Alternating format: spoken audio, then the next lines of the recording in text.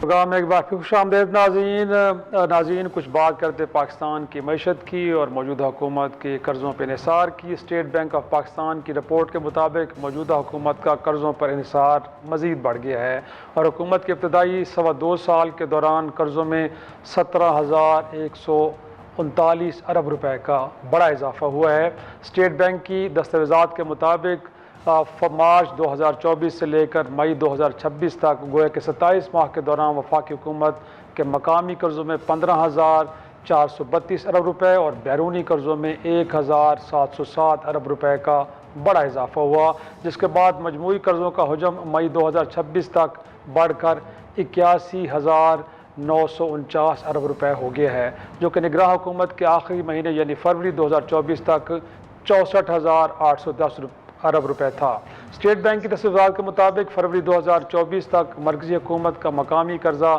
42,675 ارب روپے سے بڑھ کر مئی 2026 تک 58,107 ارب روپے اور بیرونی قرضہ 22,134 ارب روپے سے بڑھ کر 23,842 ارب روپے ہو گیا ہے۔ دستاویزات کے مطابق جون سے مئی کے دوران صرف 11 ماہ میں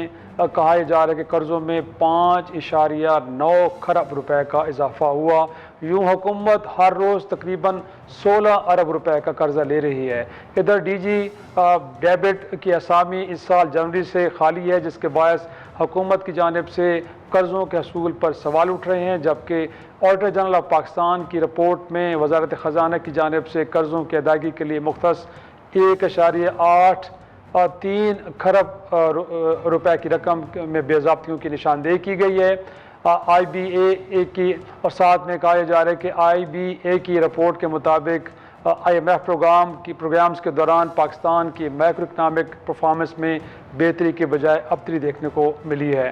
جی ڈی پی گروتھ جو آئی ایم ایف پروگرام سے قبل 5.53 تھی، گر کر 4.09 کی سطح پر آ گئی ہے۔ صنعتی ترقی جو پہلے 6.68% سے گرو کر رہی تھی، وہ کم ہو کر 4.41% پر آ گئی ہے، جبکہ اس دوران افراط زر میں 8.33% اور بے روزگاری میں 5.5% اضافہ ہوا ہے۔ اسی طرح ترقیاتی بجٹ 6.07 سے کم ہو کر 4.42% کر دیا گیا ہے، جبکہ جاری اخراجات میں تیزی سے اضافہ اور 2024 میں قرضوں کی ادائیگی مجموعی اخراجات کے 45% تک جا پہنچی ہے۔ رپورٹ کے مطابق طویل اسٹیبلائزیشن پالیسیز کے باعث غربت میں اضافہ اور فسکل ٹائٹننگ بالواسطہ ٹیکس اور ترقیاتی فنڈز میں کمی سے نچلے اور درمیانے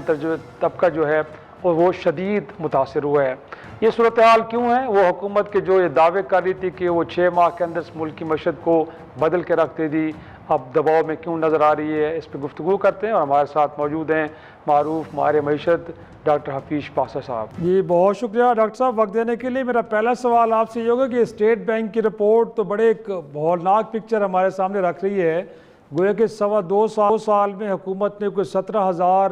ارب سے زائد کے قرضے لیے ہیں اور کہا یہ جا رہا ہے کہ قرضوں پہ ڈیپینڈنسی آئے روز بڑھتی جا رہی ہے۔ سر ہر روز گویا کہ کہا جا رہا ہے کہ 16 ارب روپے کے قرضے حکومت وقت لے رہی ہے، تو ہم آئی ایم ایف پروگرام کے نیچے ہیں، باقی ایریاز میں تو آئی ایم ایف سے پوچھے بغیر ہم کچھ کر نہیں سکتے، بٹ ایکسپینڈیچر سائڈ کے اوپر اتنا ہمیں یوں سپیس دی گئی ہے کہ حکومت اب قرضوں پہ اور زیادہ انحصار کر رہی ہے۔ بسم اللہ الرحمن الرحیم۔ دیکھیے، اگر آپ اعداد شمار دیکھیں پچھلے سال کے بجٹ کے جو آؤٹ کم ہوا ہے،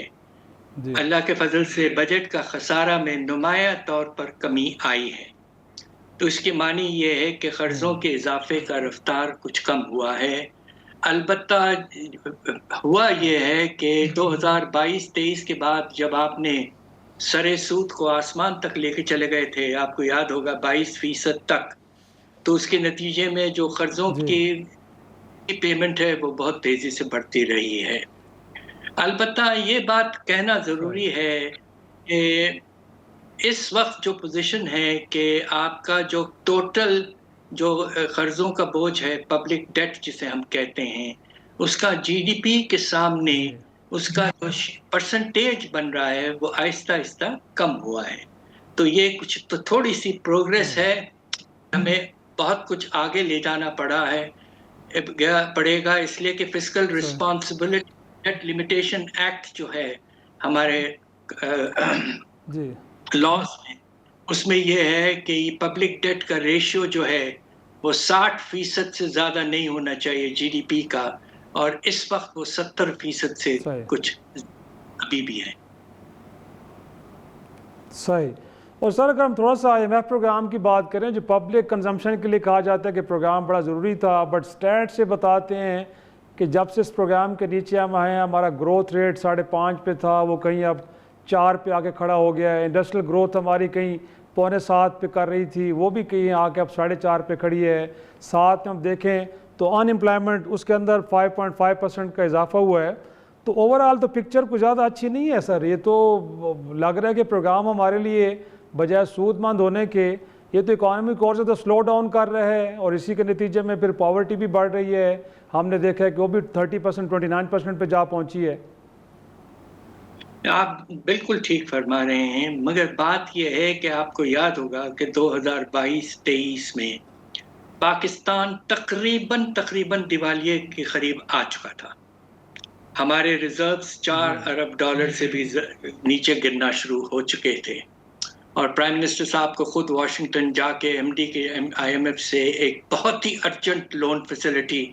جسے کہتے ہیں اسٹینڈ بائی فیسلٹی لینا پڑا، اور اس سے انجیکشن ہوئی پیسوں کی، اور آہستہ آہستہ پاکستان کے نیا پروگرام میں پھر گیا۔ 3 سالہ آئی ایم ایف کا جو ہے ایکسٹینڈڈ فنڈ فیسلٹی جو اس وقت آپریٹو ہے، اور اس کے نتیجے میں ہوا یہ کہ رجحان جو ہے وہ زیادہ اسٹیبلائزیشن کی طرف رہا ہے کہ کسی طرح سے ریزروز کو بڑھائیں، اور جو خطرہ موجود ہے کہ ڈیفالٹ کا وہ ختم ہو جائے مسلسل۔ البتہ اس میں تو میں سمجھتا ہوں کچھ کامیابی ضرور ہوئی ہے، اس لیے کہ ریزروز پچھلے سال کے اینڈ میں تقریباً 18 ارب ڈالر تک پہنچ چکے تھے، جو کہ 3 مہینے تقریباً امپورٹس کا کور دیتا ہے، جو مناسب ہے۔ مگر ہوا یہ کہ اسٹیبلائزیشن کی ہم نے جو سر نمو کو تو بالکل بھول ہی گئے۔ پچھلے 4-5 سال میں 2.5% سے 3% کی گروتھ ریٹ ہوئی ہے ایوریج میں۔ تو آپ بالکل ٹھیک فرما رہے ہیں کہ اس میں بے روزگاری، ہمارا پاپولیشن سینسس خود کہہ رہا ہے کہ تاریخ کا سب سے بلند لیول 22%، اور دوسری طرف آپ نے خود غربت کے پیمانے کیا ہے تقریباً 45% سے بھی زیادہ ورلڈ بینک نے خود ایسٹیمیٹ کیا ہے۔ تو نتیجہ یہ ہے کہ اسٹیبلائزیشن کے چکر میں، اور یقیناً یہ ضروری تھا، ہم نے بالکل بھول گئے ہیں شرح نمو کے بارے میں، لوگوں کے حالات، لوگوں کے رہنے کے حالات وغیرہ بھول چکے ہیں، اور بے شمار گھرانے پریشان ہیں۔ ناظرین، پروگرام میں ایک چھوٹا سا بریک، واپس آتے ہیں، گفتگو کے سلسلے کو آگے بڑھائیں۔